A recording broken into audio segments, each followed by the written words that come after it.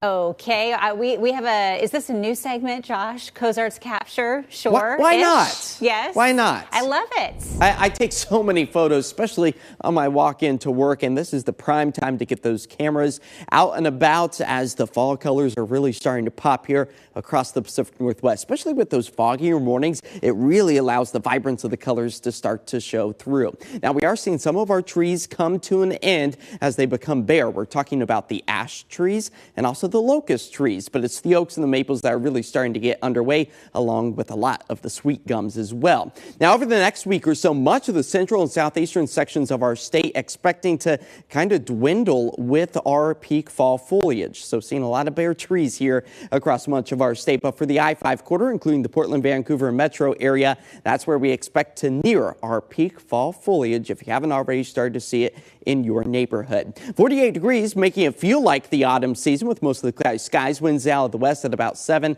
as our sunset is within the early 6 o'clock hour. Satellite and radar are also showing that cloud coverage is starting to break down with a nice onshore flow at this point in time, but some big weather changes are on the way as we work our way closer to the weekend. Now, as far as those cold temperatures go, it's far east into the northern sections of Oregon, southeastern sections of Washington, where freeze watch is currently in effect. That's where the sensitive plants could potentially be damaged or even killed in those cold temperatures. But right here at home along the I-5 corridor, expecting to see our early morning lows hover in towards the 50s as we move into Saturday and Sunday. That is all due to the return of an atmospheric river, a burst of moisture pushing its way across the Pacific Ocean, ending up in western Oregon and southwest Washington. That will bring some soaking rains back to our region, but it is likely going to be weak to minor across our area. But nonetheless, that does mean that a super soaker event is starting to take shape here across western Oregon and southwest Washington.